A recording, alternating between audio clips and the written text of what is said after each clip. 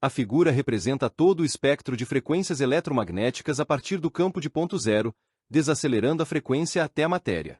À medida que a energia aumenta, ou a frequência acelera, os comprimentos de onda diminuem.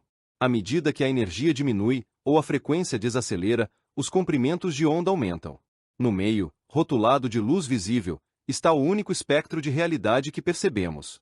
Por exemplo, embora não vejamos os raios-x, eles existem. Sabemos disso porque o ser humano tem a capacidade de criar raios-x e medi-los. De fato, existe um número infinito de frequências dentro do espectro de luz raio-x. Os raios-x são uma frequência mais rápida que a luz visível que enxergamos. Portanto, tem mais energia. Como já disse, quanto mais rápida uma frequência, maior sua energia. Matéria por si só é a mais densa das frequências, porque a forma mais lenta e mais condensada de luz e informação. Aqui vemos o relacionamento entre frequência e comprimento de onda. O número de ciclos em uma onda completa, representada entre as letras AB, BC e assim por diante, é um comprimento de onda. O espaço entre as duas setas verticais apontando para baixo representa um intervalo de tempo de 1 segundo.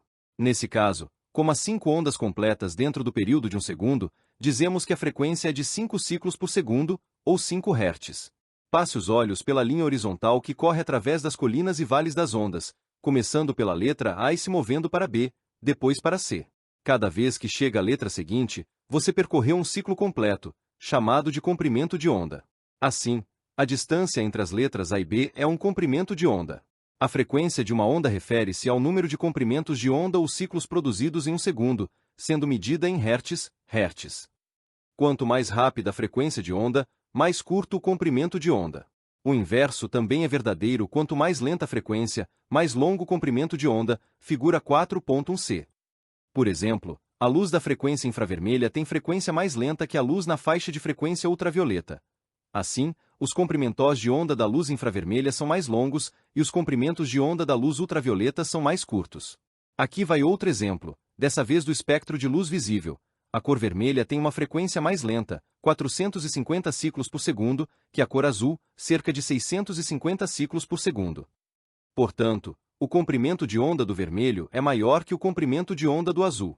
Ao longo da história, foram feitas várias tentativas de fotografar e medir os campos de luz. Um exemplo proeminente é a fotografia de Kirlian, descoberta em 1939 pelo eletricista e inventor amador russo Semyon Davidovich Kirlian. Com a técnica, Kirlian conseguiu capturar imagens do campo eletromagnético de objetos vivos e não vivos.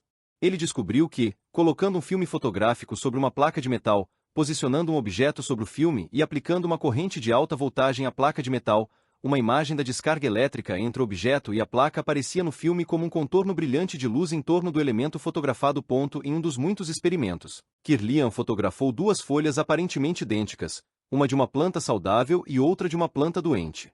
A fotografia da folha da planta saudável exibia um campo de luz forte, enquanto a outra mostrava um brilho muito mais fraco, o que levou Kirlian a crer que sua técnica fotográfica poderia ser um meio para avaliar a saúde. Hoje os cientistas debatem a utilidade da fotografia de Kirlian como ferramenta de diagnóstico, mas a pesquisa sobre a técnica continua. Um desdobramento mais recente nesse sentido vem do doutor em biofísica alemão Fritz Albert Popp, que passou mais de 3 décadas estudando biofótons, pequenas partículas de luz de baixa intensidade armazenadas e emitidas por todas as coisas vivas. Em 1996, Popp fundou o Instituto Internacional de Biofísica, IB, uma rede de laboratórios de pesquisa em mais de uma dezena de países que estudam os biofótons. Popp e seus colegas pesquisadores do IIB acreditam que a informação contida nessas partículas de luz armazenadas no DNA se comunicam com extrema eficiência com as células, desempenhando assim um papel vital na regulação do funcionamento do organismo. 15 Os biofótons podem ser detectados por uma câmera extremamente sensível projetada para medir suas emissões. Quanto mais fortes as emissões e mais intenso e coerente o campo de luz, maior a comunicação entre as células e mais saudável o organismo.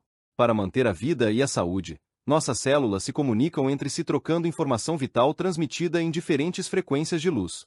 Popp descobriu que o contrário também é verdadeiro. Quando não emite suficiente energia eletromagnética organizada e coerente, a célula adoece, não consegue compartilhar muito bem informações com outras células, e sem essa troca, não tem aquilo de que precisa. Portanto, a versão mecanicista do funcionamento interno da célula que aprendemos em biologia no ensino médio está ultrapassada. Moléculas carregadas que se atraem e repelem não são responsáveis pelo modo como a célula funciona. A força vital que comanda as células é a energia eletromagnética que elas emitem e recebem.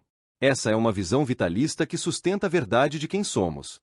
O que tudo isso significa é que somos literalmente seres de luz, cada um irradiando força de vida e expressando um campo de luz em torno do corpo, com toda e cada célula se expressando e contribuindo para um campo vital de luz que transmite uma mensagem. Seria seguro dizer que, quanto mais definimos a realidade com nossos sentidos e vivemos a vida como materialistas, focados primariamente no físico, e, portanto, quanto mais acionamos a resposta de estresse, mais podemos estar perdendo informação valiosa. Isso porque, quanto mais estreitamos o foco na matéria, nos objetos, coisas, pessoas e lugares no mundo externo, menos somos capazes de sentir outras frequências não visíveis a olho nu. Se não temos consciência destas, elas não existem para nós.